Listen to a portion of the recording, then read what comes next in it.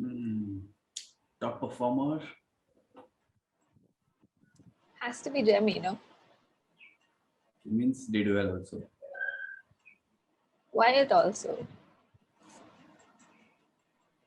What to choose from? So we can go with Rachel Priest. Oh yeah, she also did well. The 100. It is cricket, but it's not really cricket, isn't it?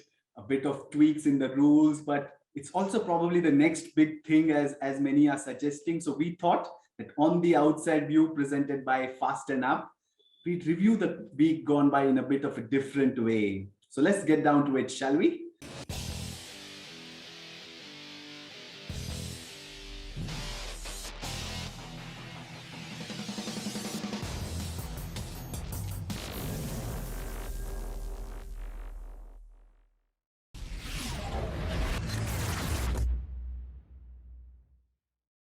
Let's talk about the first match, Ananya, that opening night of the 100 women's competition, Oval Invincibles versus Manchester Originals. It had all the ingredients of a new beginning, didn't it? Your thoughts on that, how that first game panned out? Yeah, it was like almost like the perfect start. It was exactly what the tournament needed, a close game, a very well contested game, tightly contested game, and two teams that you could see how much they were enjoying it, but also they played very, very good cricket. You know, you think of Harmanpreet Kaur and her stroke play, Kate Cross's spell to start off that Originals defense, and then the partnership between Karp and Dane van Niekerk. And I think just Maddie Villiers' performance at the end, the crowd kind of willing her on, her hitting that big six, and of course Van Niekerk finishing it off for Oval. It was the perfect start for the 100, the women's competition. So just a fantastic way to kick off a new format. There were lots of naysayers, lots of skeptics, but I think a lot of those doubts got crushed at the start, and it was just a wonderful, wonderful way for the tournament to kick off. So speaking of tight matches, the first one was a wonderful game. It was probably, in my opinion, one of the better games in the first week. Do you agree with that pick, or do you have another pick for the best match of the week so far? I think that was one of the best, but I'd probably go with the Southern Brave versus Birmingham Phoenix clash, which was on 30th of July, Friday. I mean that we almost picked Southern Brave to be the team of the tournament. Like they have a very strong outfit. The names, if you look at Smriti Mandhana, Stefani Taylor, as well as Sophia Dunkley, and that almost all of those elements came to the fore in that game. There was a perfect run chase as well in the 100. Daniel Wyatt, once again, you talk about run chases in England, featuring an England player, it has to be Daniel Wyatt. So I think that must be the best match so far, because it's always exciting to watch an interesting run chase, isn't it? Even if had Brave lost the match yesterday by a close margin, I think we had a good match to watch. So I think that Brave versus Phoenix could be my pick for the best match. Do you have any other pick, or you agree with the pick that I've gone with?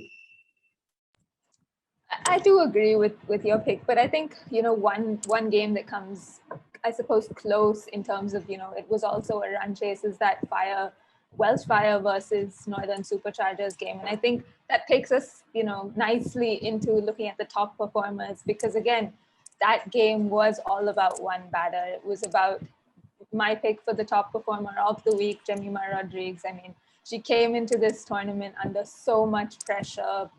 She was out of the T20 11 for India. She performed terribly in the two chances she got in the ODIs.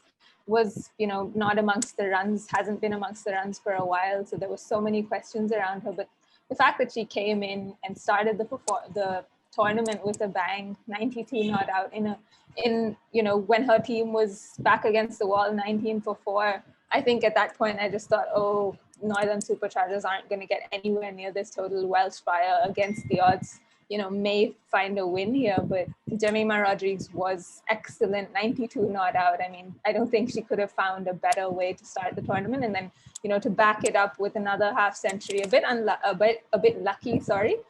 Katherine Brunt didn't review that, but yeah, she was just excellent. So while that match kind of comes close, I agree with your pick. And, Jemimah Rodrigues feels like with 152 runs, strike rate of 180, is the top performer for me. Do you think, are there is there anyone challenging her for that, do you think?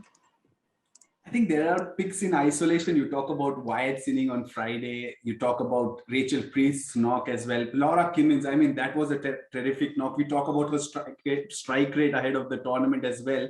Those are the picks, but Jemimah Rodrigues clearly the winner because, I mean, as you suggested that she almost turned it around, turned her form around. So that is indeed one of the top performer. And I think Southern Brave 3 out of 3 so far, but Northern Superchargers have convincingly won both their games. So I think those are also some of the top performers in this week. And on that note, let's take a look at the points table right now, because Southern Brave, of course, at the top, 3 wins out of 3 games. Northern Superchargers close behind them.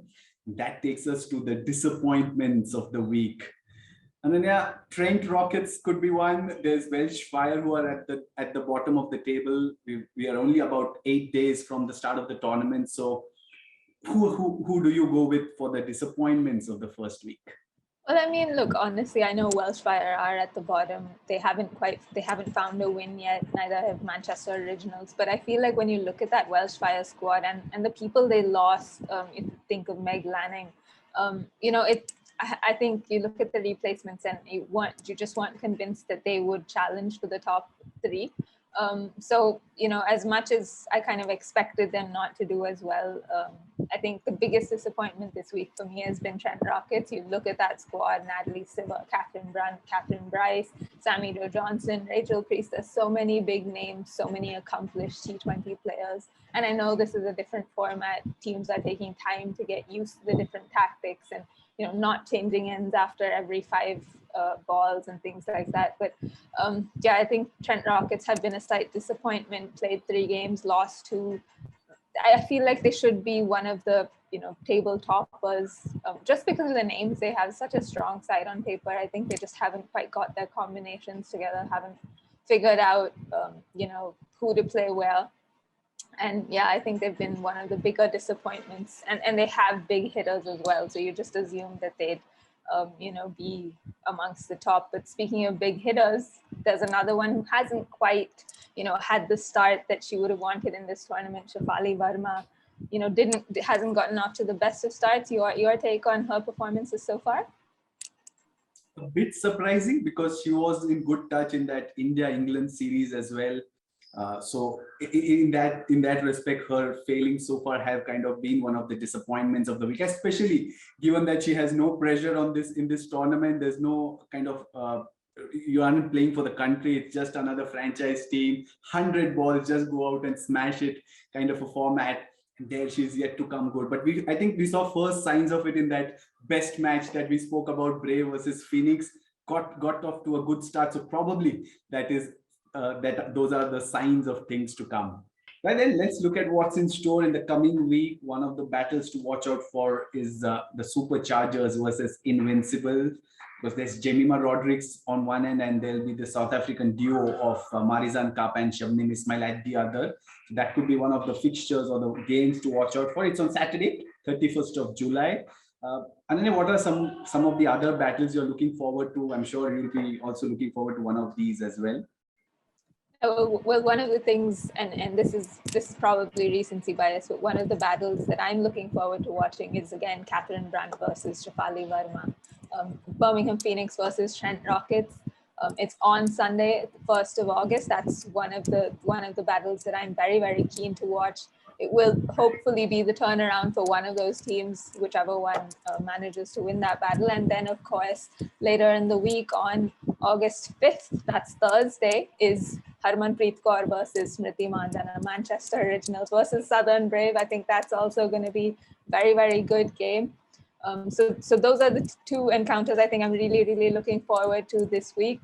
So there are a lot of questions going into the week 2 of the 100. Will Shafali Verma find form? Will Southern Brave keep their place at the top of the table? Will there be movement? Will the Trent Rockets find some form? Will they move up? A lot of questions. We've seen Laura Wilbert find her form off the field. Will she finally find it on the field as well? So keep watching the 100. So that's it from us on The Outside View, presented by Fast Enough. Catch us next week for another fun review.